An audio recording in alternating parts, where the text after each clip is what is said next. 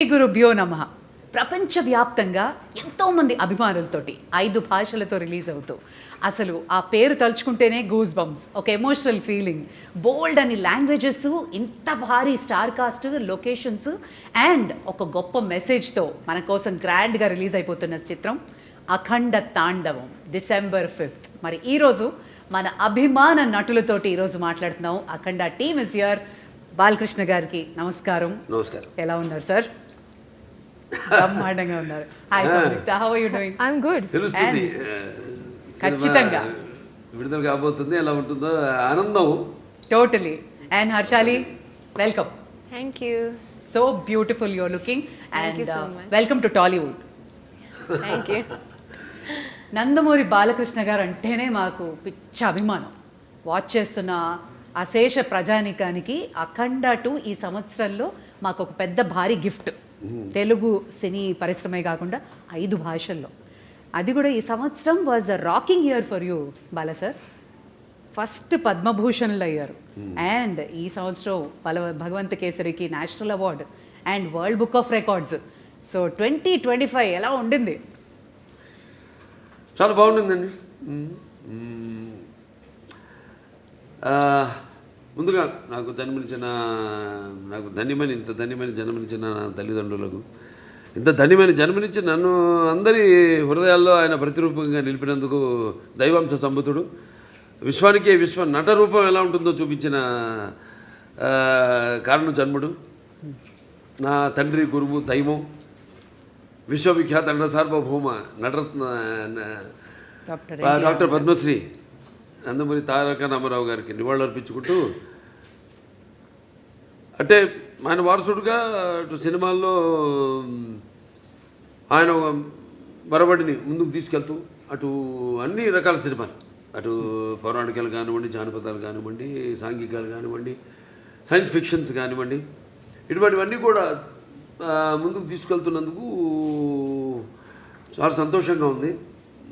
వాటిలన్నిటికీ ఇటువంటి ప్రశంసలు కురిపిస్తున్నందుకు అటు ముందుగా దానికి మూల కారకులైన ప్రేక్షక దేవుళ్ళకి అందరికీ మేము చేసిన ప్రతి ప్రయత్నాన్ని ఆదరించి అభిమానించి ఇటువంటి ఘన విజయాలు అందించినందుకు ప్రేక్షక దేవుళ్ళందరికీ నా హృదయపూర్వక కృతజ్ఞతాభివందనాలు, కళాభివందనాలు తెలియజేసుకుంటున్నాను. ఇదే మన తెలుగు వారి ఒక ప్రత్యేకత. నాన్నగారి దగ్గర నుంచి కూడా ఆయనతోనే మొదలైంది. ఒక కొత్త రకపు సినిమాలు అందించడం, ప్రయోగాత్మక చిత్రాలు ముందే ఊహించి, అంటే ఒక 10 ఏళ్ళ ముందు ఎలా ఉండబోతుందని ఊహించి అటువంటి ప్రయోగాత్మక చిత్రాలు ఆయన మొదటి నుంచి చేయడం, దాని ప్రజలు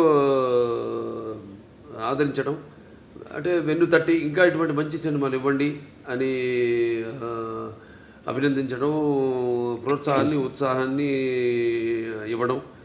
సో ఆ వరవడిలోనే ఈ యొక్క ఆయన ఈ పరంపరను ముందు తీసుకెళ్తున్నందుకు సో అటువంటివన్నీ ఓకే, చాలా సంతోషం. అటు కేంద్ర ప్రభుత్వం నన్ను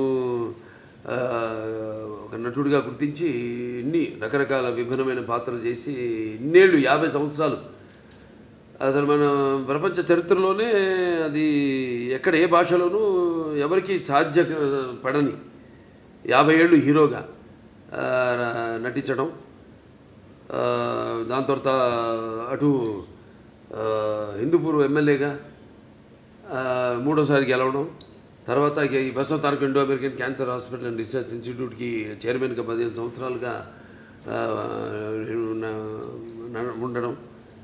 సో వీటిలన్నిటికీ ఇటువంటి ప్రశంసలు ఇంకా మనం వెన్ను తట్టి ఇంకా వీటిని ఇలాగే కొనసాగించమని ఉత్సాహపరిచినట్టుగా భావిస్తాను. చాలా సంతోషం. Wonderful sir. ఇక ఎక్స్పెక్టేషన్స్ చాలా బాగా బ్రహ్మాండంగా పీక్లో ఉన్నాయి అఖండ 2 తాండవంకి. ఒకటి మీ ట్రైలర్ చూసాము, ప్రీ రిలీజ్ చూసాము, అండ్ మీ దివ్యమంగళ స్వరూపం చూస్తుంటే అసలు ఎలా సాధ్యమైంది సార్? అఖండ 1 ఎక్కడైతే ఎండ్ అయిందో తర్వాత ఏం జరుగుతుంది అని మేము బాగా ఎక్సైట్ అయ్యాం. మరి మీకు పెద్ద ఛాలెంజ్ ఎలా ఉండింది? కథ అక్కడి నుంచి ఎలా మొదలవుతుంది అసలు? అంటే మొత్తం కథ సినిమా చెప్పిమంట లేదు టీజర్ ఇవ్వండి చాలంతే. లేదు లేదు, సినిమా ఏంటంటే ముందు నాకు బోయపాటి శ్రీనివాస్ గారికి ఒక మొదటి నుంచి కూడా మేము సినిమా చేసిన లెజెండ్ చేసిన తర్వాత అఖండ మొదటి భాగం చేసిన, ఇప్పుడు అఖండ తాండ రెండో భాగం చేస్తున్నా. ఎప్పుడు మేము ఎక్కువ మా సబ్జెక్ట్ డిస్కషన్స్ కానీ ఎక్కువ పెట్టాం. ఎక్కువ మాదంతా కట్టే కొట్టే తెచ్చే పద్ధతి అంతే. అంటే ఎందుకంటే మాకు అలా కుదిరింది, అంటే ఆయన నాకు ఆయనకు ఉన్న వైబ్రేషన్స్. సో ఏదైనా ఎక్కువ దాని గురించి ఆలోచించాం. ఒక్కొక్కసారి ఒక సినిమా పూర్తి అయ్యాక మళ్ళీ లెజెండ్ చేసినప్పుడు సినిమా గురించి కానీ, లేకపోతే లెజెండ్ అయిన తర్వాత అఖండ చేసినప్పుడు లెజెండ్ గురించి కానీ, లేకపోతే ఎప్పుడు అఖండ తాండవం చేస్తున్నప్పుడు అఖండ గురించి కానీ ఎప్పుడు మేము మాట్లాడుకోం, డిస్కస్ చెయ్యం అసలు. మేము అదొక ఇదిగా ఫీల్ అవ్వం మేము ఎప్పుడు. అంటే ఒకరి మీద ఒక నమ్మకం మాకు. అసలు ఆ జార్జియాలో ఆ మైనస్ టెంపరేచర్స్లో మీరు అలాంటి గెటప్లో వస్తుంటే ఆ ట్రైలర్ చూసి నిజంగా ఒళ్ళు పులకరించిపోయింది సార్ మాకు. ఆ త్రిశూలంతో చేసిన ఫైట్ కానీ, ఆ ఐస్లో జనాలతో చేసిన ఫైట్ కానీ వాజ్ అమేజింగ్. మీకు చలనిపించలేదా, లేదా హౌ ఫోకస్డ్ వేర్ యూ? అంతేండి, ఇక బాత్రూంలోకి వెళ్తే ఇక ఆకాశమే అంతే. ఇక ఏ మూడ్లో ఉంటాను ఏంటో. ఇప్పుడు ఒక పాత్రకి వెళ్ళేవాడు నాకు తెలియదు ఆ పాత్ర గురించి. పాత్రలో ఆ వేషధారణలో మొట్టమొదటి రోజు నేను కెమెరా ముందుకు వెళ్ళినప్పుడే నాకు తెలుస్తుంది నేనేం చేయాలి. నేను అంటే ఆ పాత్ర నాలో పరకాయ ప్రవేశం చేసి నా చేత నటింపజేస్తుంది. మరి చిన్నారి Harshali, welcome. And you look so cute on screen as well. So how was it working with the Nandamuri Balakrishna? Thank you so much. It was really amazing working with such a legend actor, such an experienced actor. He was really fun on sets. Like, he's really cool, he's really chill, and at the same time he's very down to earth. He's very caring. He took care of me a lot, and he would tell me some improvements in hand gestures and expressions during the shots that can improve my acting and expressions for the scene. And in general, like, he took care of me a lot. I heard the story. ఎప్పుడు ఇచ్చిపుచ్చుకోవడం అండి అంతే. బాబా ఒకటి నాలో ఉన్న advantage, మా దర్శకులందరూ కూడా very sportive. ఏం నేను చెప్పినా అంటే వాళ్ళు తెలుసు నాకున్న అనుభవం కానీ, కాబట్టి వాళ్ళ పనికి కొంచెం తగ్గుతుంది. జనగా నా పక్క ఆర్టిస్టులకి నేను సజెషన్స్ ఇస్తూ ఉంటాను. ఇస్తున్నప్పుడు వాళ్ళు తెలుసు కదా, వాళ్ళ ముందే కెమెరా ముందు పక్కనే డైరెక్ట్ ఉంటాడు. ఇస్తున్నప్పుడు వాళ్ళంతా చాలా, ఎందుకంటే వాళ్ళకి తెలుసు నాకున్న అనుభవం, కాబట్టి వాళ్ళు ఎంతో అంటే చేయడం కూడా ఒక నా కర్తవ్యంగా ఒక బాధ్యతగా భావిస్తాను. అంటే మీరుంటే సెట్ అంతా ఎనర్జెటిక్గా ఉంటుంది అంటారు. కమాన్ ఎవ్రీబడి, ఆ ఎనర్జీయే వేరు. అది ఆటోమేటిక్గా అందరు యాక్టర్స్కి ట్రాన్స్ఫర్ అయిపోతుంది. అండ్ మీ త్రయం బోయపాటి, బాలయ్య, తమన్, ఈ కాంబినేషన్కున్న ఆ మ్యాజిక్ ఏంటండి? ప్రతిసారి you just give us blockbusters. Direct గారికి చెప్పానండి. ఇక మేము ఎలా ఒక సినిమా ముందు అంటే సెట్స్కి వెళ్ళక ముందు కానీ దాని గురించి ఎక్కువ ఆయన మీద నాకు నమ్మకం, పూర్తి నమ్మకం. Is a captain of the ship. అంటే అలా అని కాదు, ఇప్పుడు ఈ మొదటి నుంచి సినిమా నుంచి కూడా చూసుకుంటే కథ మొత్తం చెప్పడం మొదటి నుంచి, మళ్ళీ మొదటి భాగం అని రెండో భాగం ఇదంతా ఉండదు మా దగ్గర. నేను చెప్పాను మీకు కట్టే కొట్టే తెచ్చి అయిపోయింది, ఫినిష్ అయిపోయింది, అరగంటే అంత కూడా ఉండదు, 10 నిమిషాలు మాట్లాడుకుంటాం సబ్జెక్ట్ గురించి. సరే ఓకే లెట్స్ ప్రొసీడ్ అంటాను. ఇక ఎప్పుడు గెటప్లు ఏంటి, షూటింగ్కి ఎప్పుడు వెళ్దామని. అది తప్పితే ఒకరి మీద ఒకటి నమ్మకం. అంటే తర్వాత ఇక మన తమన్, ఆయనకేమో ఇప్పుడు మొన్నే చెప్పారు కూడా ఆయన ఇట ఎలా ఉండబోతుంది సినిమా అని. ఆయన సంగీతపరంగా ఏముంది, ఇప్పుడు ఒక మనం చేసి ఆయన బ్రహ్మాండంగా ఆయన బాణీని సమకూర్చడానికి విషయం ఉన్నప్పుడు, ఆయనకి ఇచ్చినప్పుడు, ఇక ఆయన అంటుంటాడు శివుడే నాలో పరకాయ ప్రవేశం చేసి అందరిలో, ఇప్పుడు ఈ సినిమాల్లో దర్శకుడు కానీ, నేను కానీ, తమన్ గారు కానీ, అందరిలో కూడా మొత్తం అందరిలో ఆ శివుడు పరకాయ ప్రవేశం చేసి మా అందరి చేత మామా పనులు చేయించాడు. మొత్తం ఆ శివాజ్ఞ లేనిదే చెవు చీమైన కూడా ఉంటుందంటారు. ఎగ్జాక్ట్లీ. 9 పాటలు మొన్న ప్రీ రిలీజ్లో చూస్తే అసలు ఒళ్ళు పులకరించిపోయిందండి. వీళ్ళ సిస్టర్స్, సౌందర్య సిస్టర్స్, MS గంగాధర్ గారు, గంగాధర్ శాస్త్రి గారు, తర్వాత ఆయన మన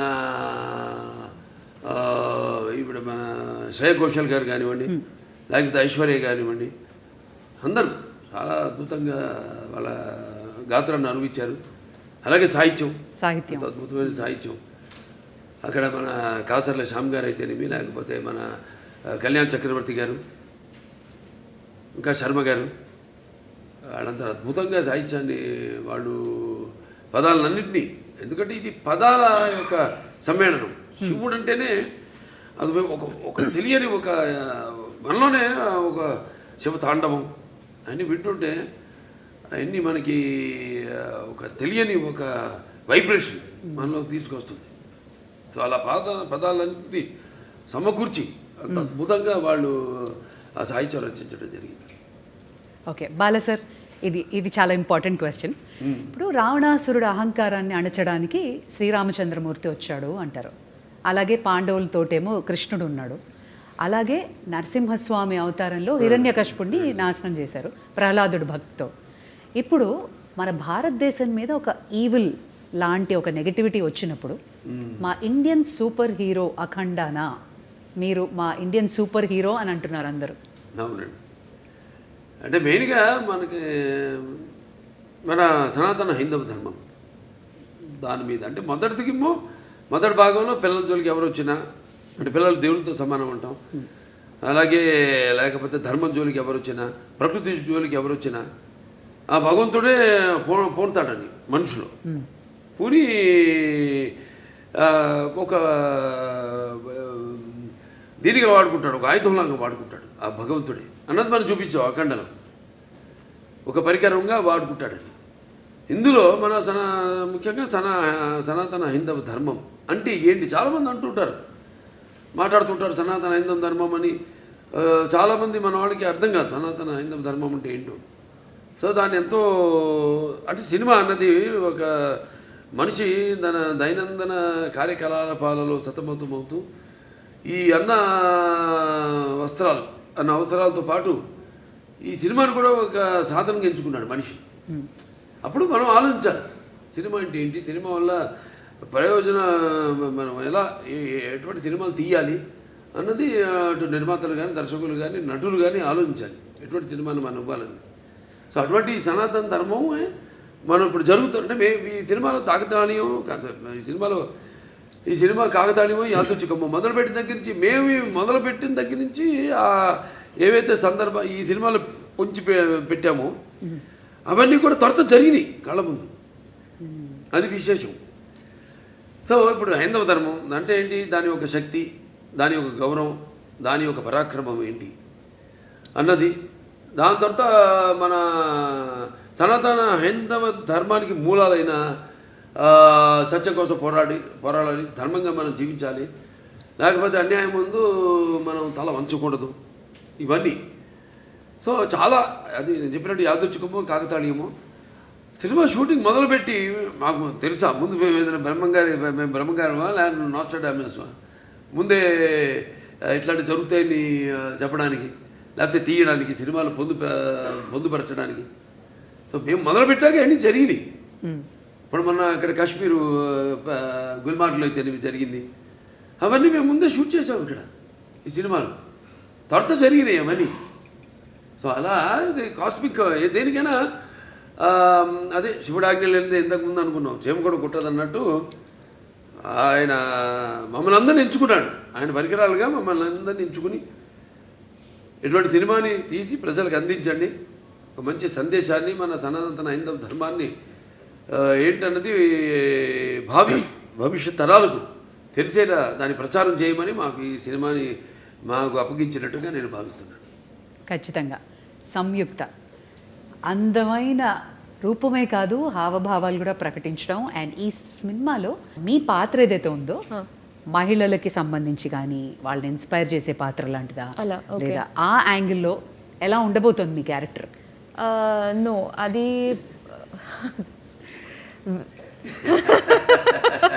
అందంగా ఉందని పాట రిలీజ్ చేసాం, పాట రిలీజ్ చేసాం మన సాంగ్ బ్రహ్మాండంగా. సో అదేమి ఐటమ్ సాంగ్ ఏం కాదు, అది మామూలుగా ఇంతకుముందు సినిమాల్లో కూడా నేను చేసిన సినిమాల్లో ఉన్నాయి, కానీ ఇది అటువంటి ఐటమ్ సాంగ్ కాదు. ఇది ఒక సందర్భానుచితంగా ఆ సినిమాలో వచ్చే ఒక ఆహ్లాదకరమైన వాతావరణంలో ఒక పుట్టినరోజు పండుగ జరుగుతున్న సందర్భంగా వచ్చే పాట అది. నైస్. ఇది డైరెక్టర్ గారు ఎలా రాశారంటే, నా క్యారెక్టర్ గురించి నేను ఏమైనా చెప్తే అది స్టోరీ లైన్ నేను చెప్పాలి.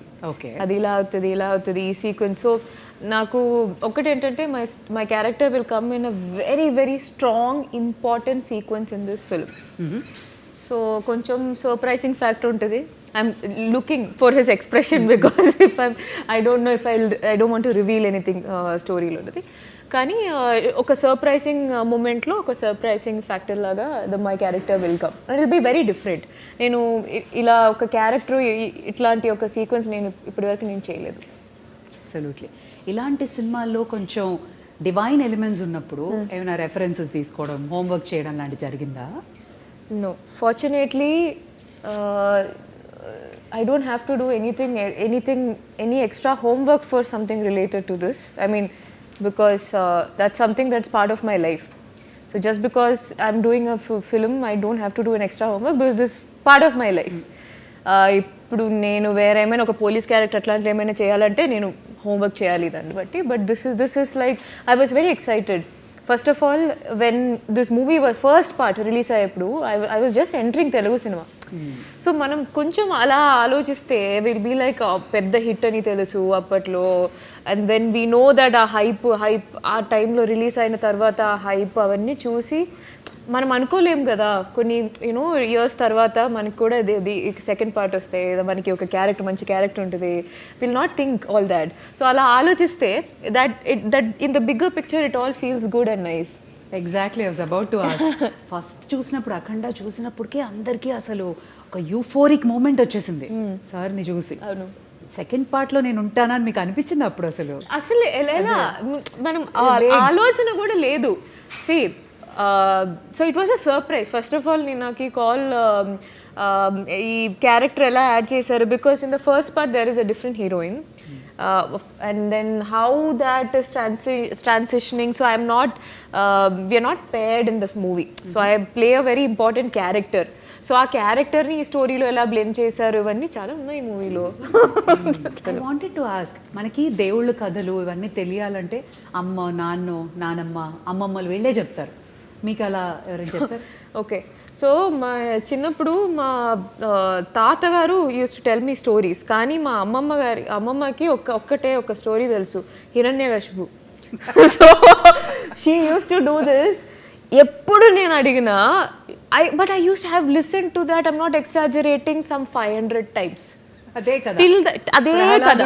She only knows one poem she used to tell me, and this ప్రహ్లాదుడు. And then she used to make that into a child, అంటే ఒక చిన్న పిల్ల. నేను చిన్నప్పుడు how she used to say is in the story they'll ask, no, is he inside this pillar? Then so my amma used to be it like, is he there in the fan? Yeah. Is your God there in the fan? So అలా మార్చుకుని she used to tell that story అనమాట. But my grandfather used to tell me a lot of story. But other than that I used to read a lot. అందుకే ఈ రోజుకి చూడు భలే గుర్తుండిపోయింది. Fan చూసినప్పుడు హిరణ్యకశిపుడు గుర్తొస్తాడు. No, not that. Other than that also I have read Mahabharata. So I read it on my own. Amazing. ఆవిడికి ఆధ్యాత్మిక చింతన ఎక్కువ బాగా పర్యటిస్తూ ఉంటుంది. ఈ ఏవైతే ఈ క్షేత్రాలు ఉన్నాయో, పుణ్యక్షేత్రాలు ఇవన్నీ very religious you are. And just telling us that you keep on touring. అవునండి. ఇవన్నీ బాగా దైవ పుణ్యక్షేత్రాలు. Yes, I do. But more than that, my sadhana is a very different journey. So I learned Kashmiri Shaivism. So that learning is there on so మీ లైఫ్లో కూడా శివుడు ఉన్నాడు. 100%. That's what brought you here in to this project. Yeah, that's for me. Cosmic energy అంతే, cosmic energy. See, for me, it's a reality. For me, the Shiva or Shakti is a reality with which I live. So it's not an extra force. It's not a myth. Obviously, it's my existence. It's in my breath. Beautiful. you're almost in the spiritual journey. Not almost. I was always in the spiritual journey from a very young age, and then I've been learning and practicing Kashmira Shaivism for the last 5 years.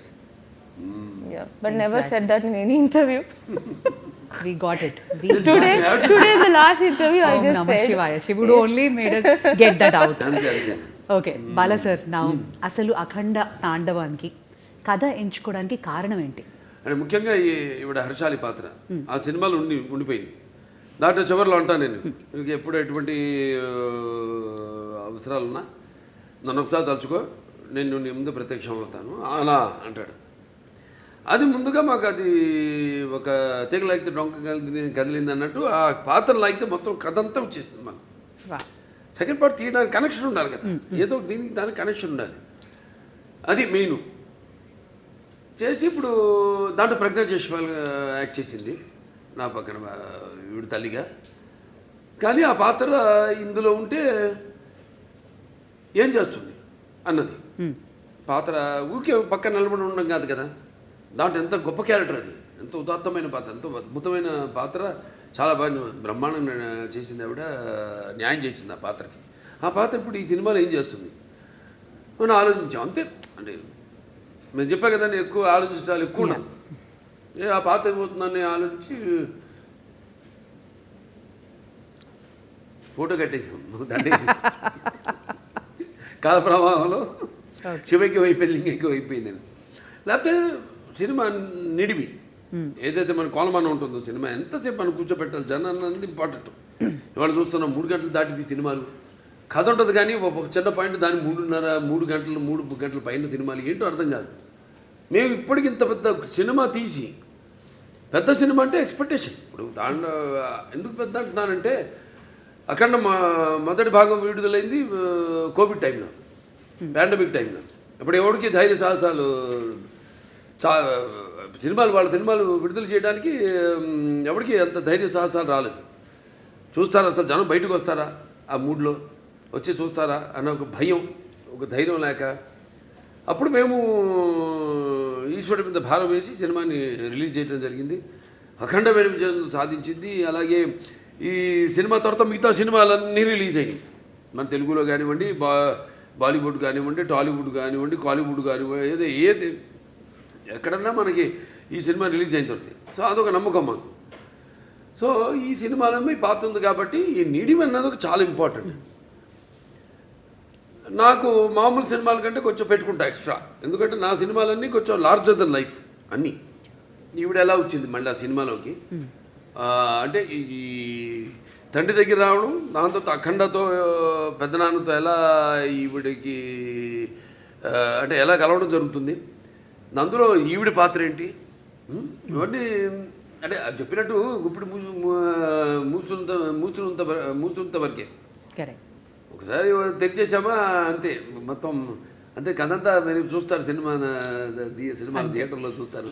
అంటే ఖచ్చితంగా ప్రమోషన్స్లో కానీ, ట్రైలర్లో కానీ, pre రిలీజ్లో కానీ మాకు అర్థమైంది, ఒకటి బలంగా సనాతన ధర్మం, ఒకటి ధర్మరక్షణ, అలాగే పేట్రియాటిజం, మన దేశాన్ని పరిరక్షించుకోవడం, అలాగే ఒక తల్లి ప్రేమ, మదర్ సెంటిమెంట్ కూడా బలంగా కనబడుతుంది.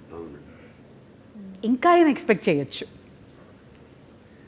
లేదు అదే తల్లి పాత్ర నేను చూస్తాను స్క్రీన్ చాలా అద్భుతంగా, అంతవరకే. అది ఏ పాత్ర అయినా సరే, ఏ పాత్ర అయినా సరే.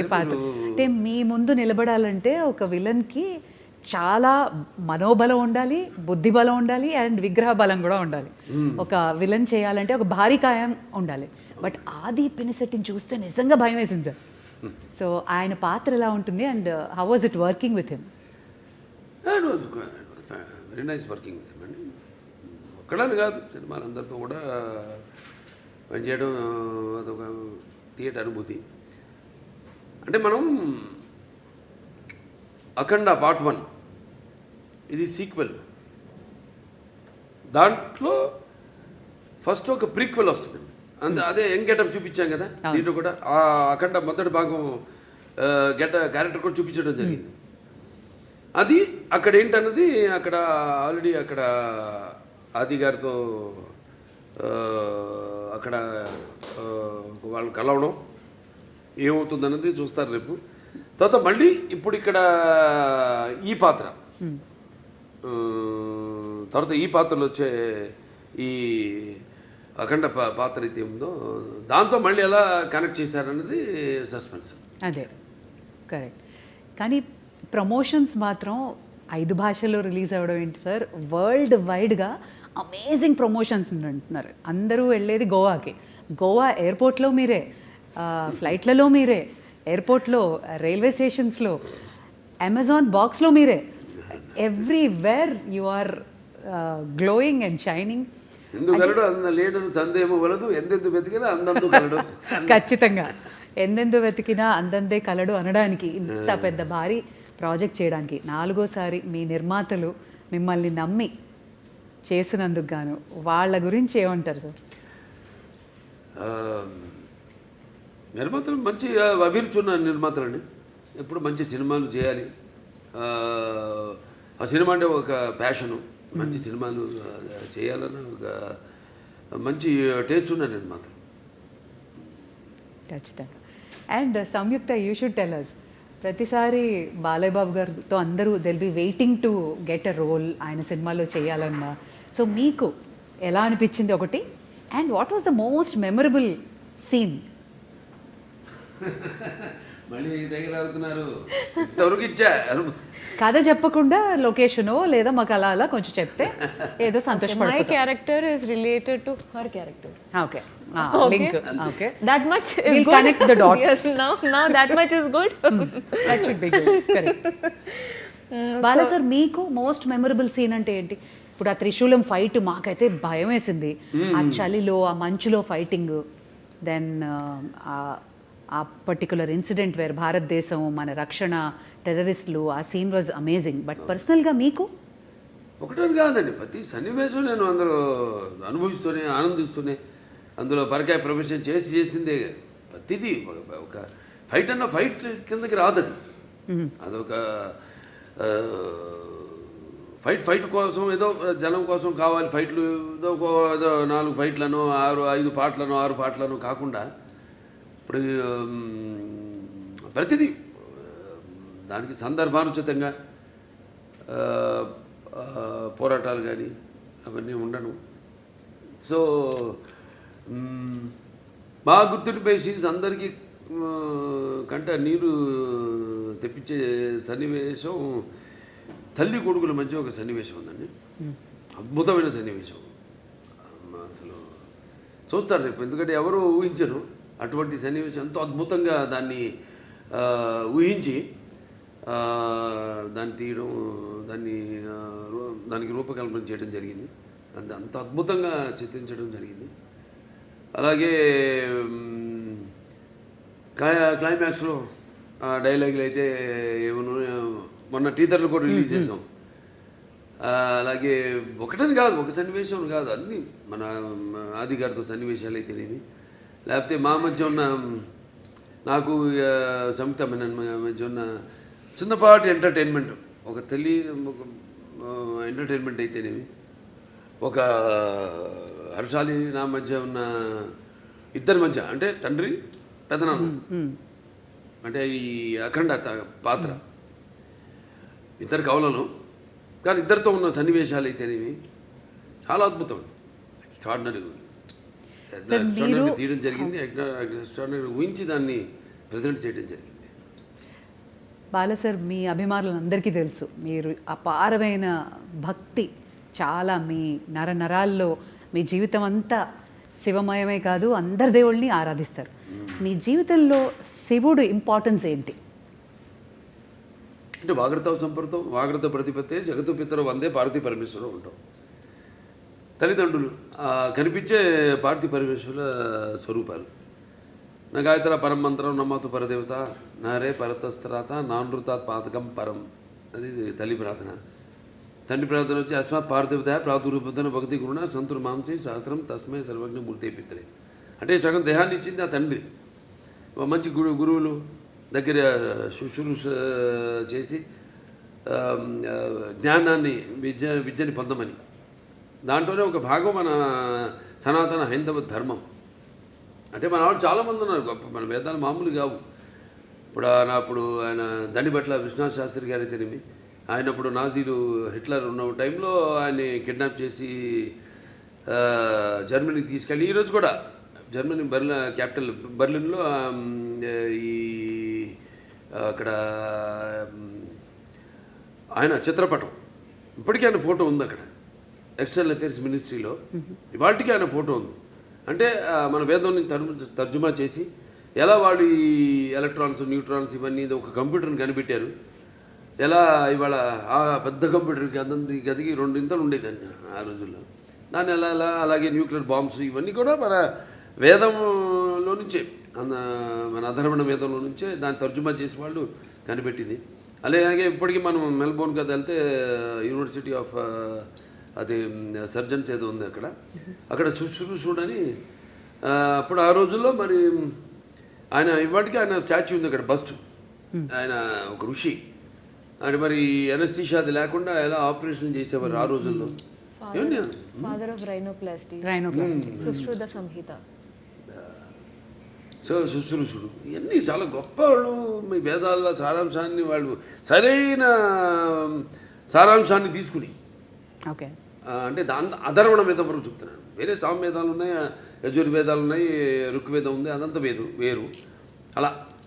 సో అలా మన భావి తరాలకి దీన్ని ఇంకా ముందు తీసుకెళ్లాలంటే సినిమా అంత గొప్ప మాధ్యమం ఇంకోటి లేదు నాకు తెలిసి. ఎందుకంటే ఇప్పుడు నేను చెప్పాను ఇంతకుముందు, ఈ దైనందిన కార్యకలాపాల్లో పడిపోయి ఎలా మనిషి సతమతం అవుతున్నాడు, ఎలా వాళ్ళకి బరువు కాంపిటీషను, దాంట్లో అది కాకుండా వాళ్ళు ఎలా గుంజుకుపోయింది ప్రపంచం. ఆ గుంజుకుపోయిన ప్రపంచాన్ని ఎలా సరిగ్గా వాడుకోవాలి దాన్ని. ఇప్పుడు ఏ వచ్చింది, ఆర్టిఫిషియల్ ఇంటెలిజెన్స్ వచ్చింది, ఇప్పుడు ఇవన్నీ వచ్చినప్పుడు దాన్ని ఎలా వాడుకోవాలి ఏమిటి అని దాన్ని మనల్ని సరైన మార్గంలో తీసుకెళ్లే సినిమా మన అఖండ తాండవం. Okay, one thing about Boyapati Srinu గారు, ఆయన అసోసియేషన్ మా అందరికీ తెలుసు, మీరు ఎక్కువ డిస్కషన్స్ ఉండదు, బట్ మాకు తెలియని విషయం ఒకటి చెప్పండి బోయపాటి గారి గురించి. ఆయన కథ చెప్పే విధానం కానీ ఆయన ఆలోచన కానీ ఎలా ఉంటుంది? వేడిగా ఉంటుంది చెప్పేది కూడా. నేను అలాగా ముందు ఆయన వచ్చి నన్ను గమనిస్తాడు. ఆయన ఇప్పుడు ఒక సినిమా అయిపోయింది మళ్ళీ చేద్దాం అనుకుంటున్నాం, ముందు రోజు ఒక పూట వచ్చి గమనిస్తాడు నన్ను ఆయన.